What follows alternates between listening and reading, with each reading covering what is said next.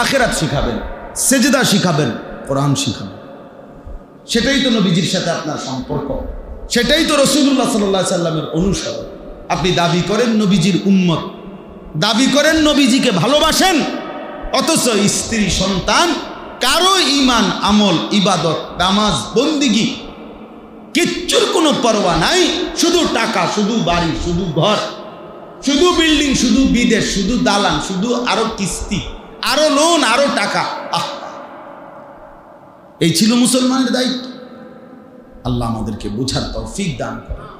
এই জন্য চারিদিকে মাদ্রাসা, চারিদিকে মাদ্রাসা।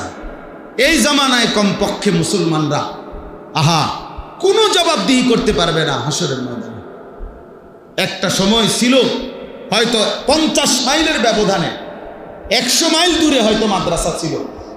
আমাদের পরিচিত একজন মনোহরগঞ্জের আলেম, উনি বলছেন সকালবেলা প্রত্যেক দিন 17 কিলোমিটার পায়ে হাইটা, 17 কিলো পায়ে হাইটা মাদ্রাসা যাইতেন। আবার ছুটি হইলে বিকালবেলা 17 কিলোমিটার পায়ে হাইটা বাড়িতে আসতেন। এক জামানা এমন ছিল। এখন 17 কিলোমিটার দূরে যাইতে হবে? কথা বলেন না কেন? তাইলে কিসের কারণে ছেলেটাকে দিন শিখাইতে পারলেন না? কিসের কারণে আমনের সূরা কেরাত অশুদ্ধ রয়ে গেল? চাচা, আপনাদের যাদের সূরা কেরাত দোয়া কালাম অশুদ্ধ, তাদের তো নামাজও অশুদ্ধ। যার কোরআন শরীফ তেলাওয়াত শুদ্ধ নাই, তার নামাজ কোনোদিনও হয় না। কোনো নামাজ, কাবা শরীফের ছাদেও যদি নামাজ পড়ে, একেবারে কাবা ঘরের ভিতরেও যদি নামাজ পড়ে, তার নামাজ হবে না, হবে না, হবে না, হবে না, হবে না। আমি বললাম, এবার জোয়ান হন আর বুড়া হন, 90 বছর হোক আর 900 বছর হোক আপনার বয়স, আপনাকে আপনার সূরা কেরাত শুদ্ধ করতে হবে। পুরা কোরআন শুদ্ধ না, ঠিক আছে, আপনি যে দূর সূরা কেরাত নামাজ পড়তে লাগে এর দূর ঠিক করবেন, এর দূর ঠিক করবেন। যদি বলেন সম্ভব না, না, অসম্ভব কোনো বিষয় আল্লাহ আদেশ করতে পারে না। আল্লাহ বলছে শুদ্ধ করো, অথচ আমনে কোন অসম্ভব, তাহলে তো এটা আল্লাহর উপরে এই অপবাদ দিলেন যে আল্লাহ আমাকে অসম্ভব বিষয়ের জন্য কি করছে, বাধ্য করছে, আর আল্লাহ এমনটা করতে পারে না। তাহলে বোঝা গেল সম্ভব। সম্ভব কি না বলেন? আপনি কি কারণে আপনার চোখের সামনে মাদ্রাসা, এখানে মাদ্রাসা, ওইখানে মাদ্রাসা, চারিদিকে মাদ্রাসা, চারিদিকে আলেম আছে, চারিদিকে হুজুর আছে, চারিদিকে হাফেজ সাহেব আছে, মসজিদের ইমাম আছে, মসজিদের মুয়াজ্জিন আছে, চতুর্দিকে মাদ্রাসার নুরানির শিক্ষক আছে, হেফজখানার উস্তাদ আছে। এতগুলো আল্লাহর বান্দা থাকতে আপনি আল্লাহর কোরআন অশুদ্ধ নিয়ে, কোরআন অশুদ্ধ নিয়ে কবরে কেমনে গেলেন? আপনার শরম লাগে না? আপনি কেমনে দাঁড়াবেন? হ্যাঁ, এই জন্য দয়া করে দিন শিখেন, নামাজকে ঠিক করেন। ছোটবেলায় পড়ছেন মক্তবে, হ্যাঁ ভালো কথা, জীবন চলার পথে ভুল হইতে পারে, ভুল হইতে পারে, আবার শুধরাই দিলে কোনো সমস্যা। আমি এই গত বছরও রাত্রে 1:30 বাজে আমার খুলনার হজরত, বাংলাদেশের বড় বুজুর্গ, অনেক বড় একজন আল্লাহওয়ালা, আমার অন্যতম একজন মুরব্বী আরিফ বিল্লাহ হজরত মাওলানা মুফতি নুরুল আমিন সাহেব, রাত 1:30 বাজে হজরত আমার বাসায় মেহমান হিসাবে ছিলেন। আমি রাত্রে 1:30-2টার দিকে একাকী হজরতকে বললাম, হজরত আমি নামাজের রুকু সেজদা দেই, আপনি আমার একটু ঠিক করে দেন, দেখেন কোনো ত্রুটি আছে কিনা আমার নামাজ। হজরত পুরা নামাজ দেখে রুকুর সময় বলছে যে রুকুর এই হাত যে সোজা ধরে এভাবে, এইটা একটু বাঁকা হয়ে যায়, এটা সোজা করেন, তাহলে এইটা আমি ঠিক করছি।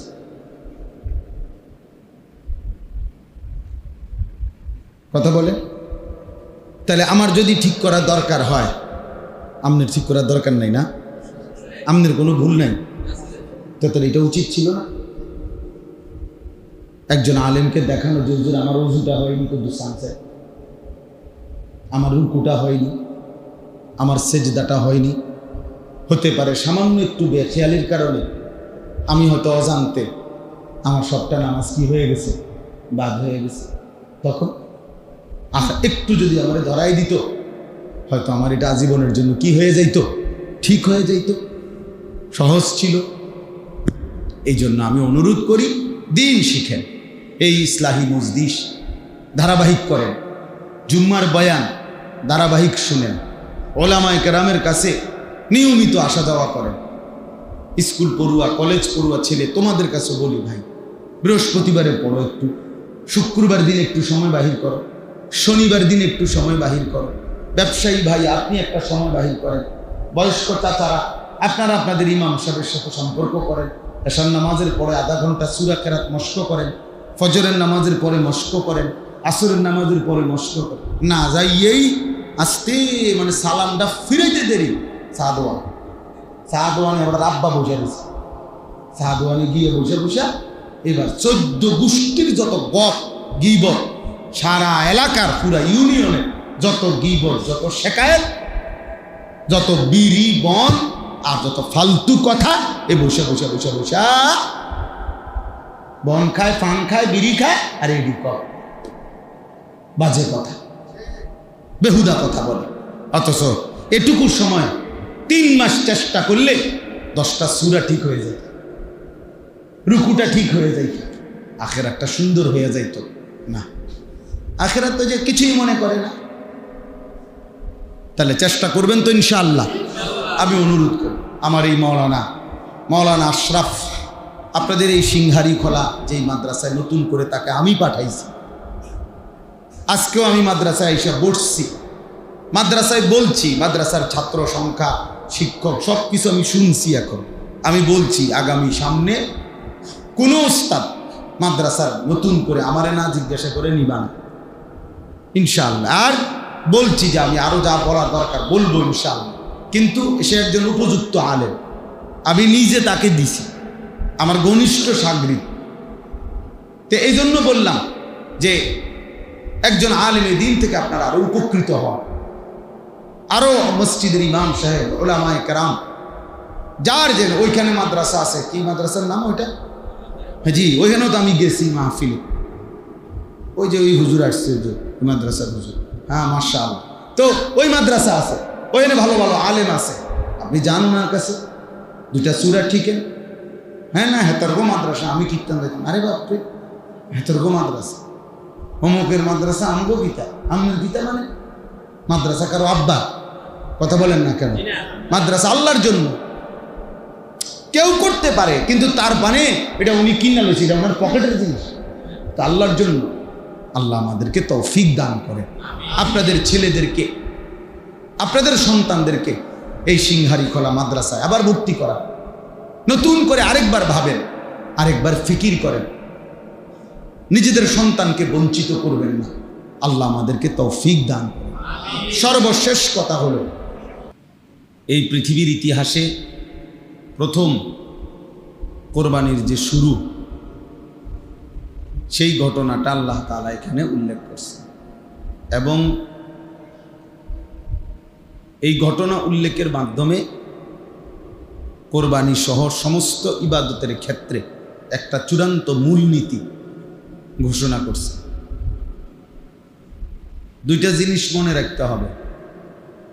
1 নাম্বার হলো, কোরআনুল কারীমের মধ্যে বিভিন্ন সংক্ষিপ্ত ঘটনা আছে, পূর্ববর্তী জাতি, ইতিহাস, ব্যক্তি, গোত্র, কওম, এদের। কিন্তু কোরআনুল কারীমের একটা নীতি হলো, শুধু কোনো ঘটনার যেই অংশটুকু শিক্ষণীয়, কোনো বিশেষ উদ্দেশ্যে, ওই অংশটুকুই শুধু কোরআনুল কারীমে উল্লেখ হয়েছে। এমনি শুধু গল্প বলার জন্য, লম্বা কাহিনী বলা, কিচ্ছা শুনাইবার জন্য, এইটা উদ্দেশ্য না। স্বাভাবিকভাবে আমরা ছোটবেলায় মায়েরা, চাচিরা, বড় ভাইরা আমাগরে গল্প শুনাইতো, তো এটা হলো জাস্ট গল্প শোনাবে, এই জন্য লম্বা করে বলতো, বাই সিরিয়াল। কিন্তু কোরআনুল কারীমের মধ্যেও অনেক ঘটনা আছে, কিন্তু কোনো ঘটনাই এই উদ্দেশ্যে না যে শুধু গল্প শোনাচ্ছে, না, বরং কোনো নির্দিষ্ট উপদেশ, নসিহত, শিক্ষা, সেটার জন্যই ঘটনাগুলো উল্লেখ করা হয়েছে নির্দিষ্ট পরিমাণ। এই জন্য কোরআনুল কারীমের মধ্যে আছে, আল্লাহ তাআলা বলেন, ফাকসুসিল কাসাসা লাআল্লাহুম ইয়াতাফাক্কারুন। হে নবী, আপনি আমার বান্দাদের নিকট ঘটনাবলী পূর্ববর্তী বর্ণনা করুন। কেন?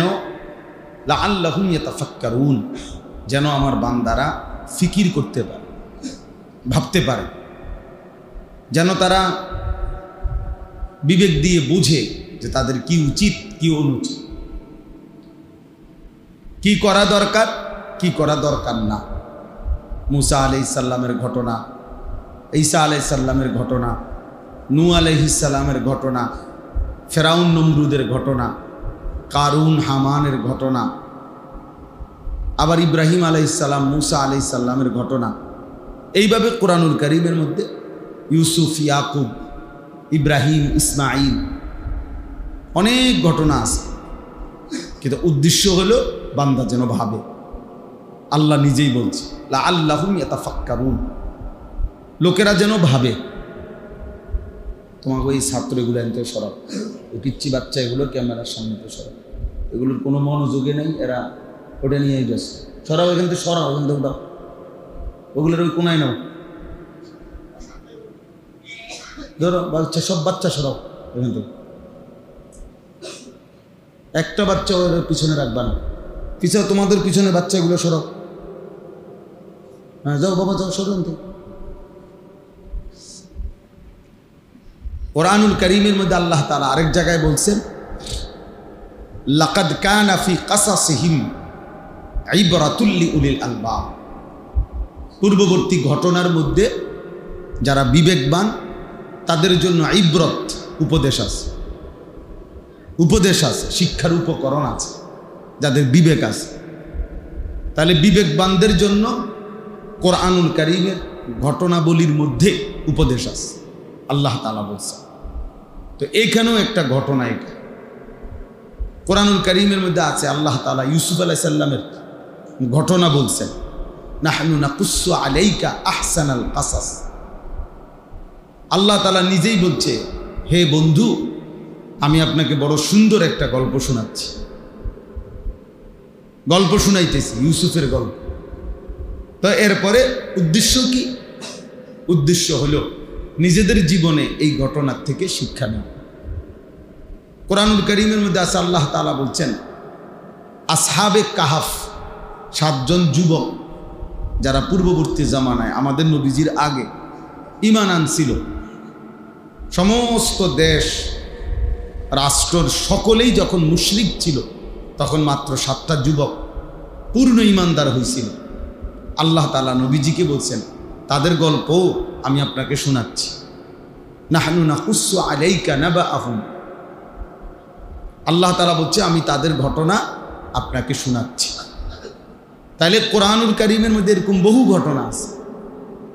সমস্ত ঘটনার উদ্দেশ্য হলো আল্লাহর বান্দা যেন উপদেশ হাসিল করে, শিক্ষা অর্জন করে, এখান থেকে যেন পরবর্তী জীবন নিজের জন্য কিছু নিতে পারে। এজন্য ইতিহাসকে দর্পণ বলে, আয়না বলে।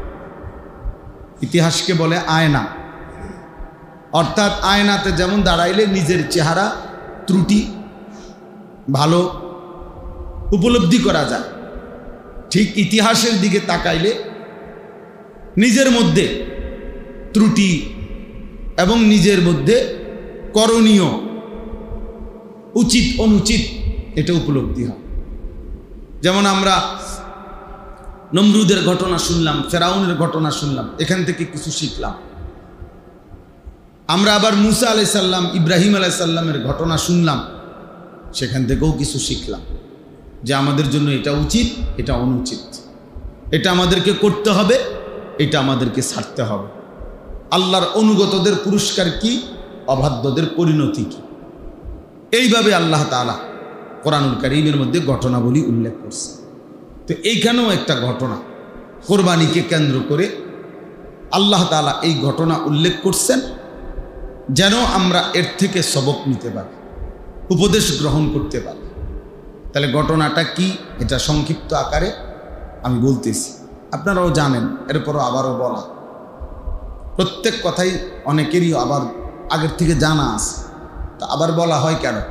আবার বলা হয় কোরআনুল কারীমে আল্লাহ তাআলা বলছে, কোরআনের কথাগুলো বারবার বলতে থাকেন, প্রত্যেকবারই মুমিনের ফাইন্নাদ যিকরা তানফাউল মুমিনিন, প্রতিবারই মুমিনের নতুন করে আবার উপকার হবে, আবার চেতনা আসবে, আবার অনুভূতি আসবে, আবার বিবেক জাগবে, আবার নিজের কর্তব্য বুঝতে পারবে।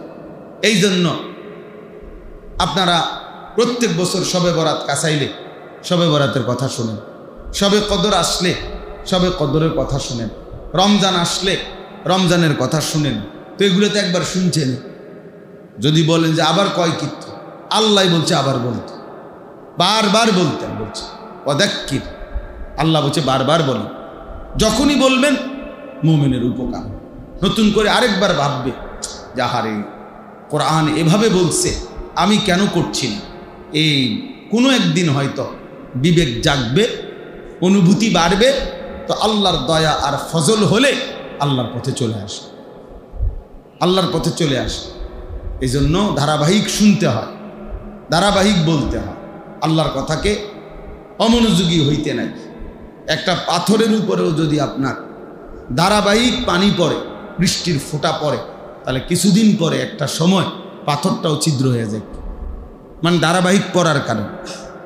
তাহলে ঠিক এমনিভাবে কোনো কলিজার ভিতরে যদি কেউ ধারাবাহিক আল্লাহর কথা শুনতে থাকে, মনোযোগ দেয়, তো আজকে ছুটে গেছে, আজকে করতেছে না, আজকে করতেছে না, কিন্তু এই ধারাবাহিকতার বরকতে হয়তো একদিন আল্লাহ তাআলা দয়া করে আমলের তৌফিক দিয়ে দেবে, একদিন জীবন বদলে যাবে। এই জন্য আল্লাহর কথার থেকে অমনোযোগী হইতে নাই। জুমার নামাজের বয়ান মনোযোগ দিয়ে শুনবে। যে ইমাম সাহেব আপনার এলাকার হোক, ইমাম সাহেব পরিচিত কম হোক, সব বক্তা সব ইমাম সাহেবকে সবাই চিনতে হবে এটা জরুরি না।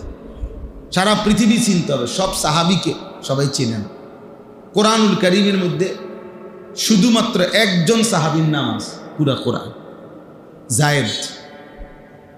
জায়েদ রাদিয়াল্লাহু তাআলা। জায়েদ ওনার নাম, নবীজির পালক পুত্র ছিলেন, জায়েদ ইবনে হারেসা। জায়েদ ওনার নামটাই আছে কোরআন শরীফ, ফালাম্মা কাদা যাইদুম মিনহা ওয়াতারা। তাহলে নবীজির সাহাবী কি একজন?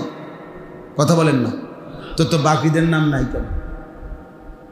বাকিদের কারো নাম না। আবু বকরের নাম কই? ওমরের নাম নাই তো কোরআন, ওসমানের নাম নাই, আলীর নাম নাই, হাসান হুসাইনের নাম নাই, তো ওনারা ব্যর্থ।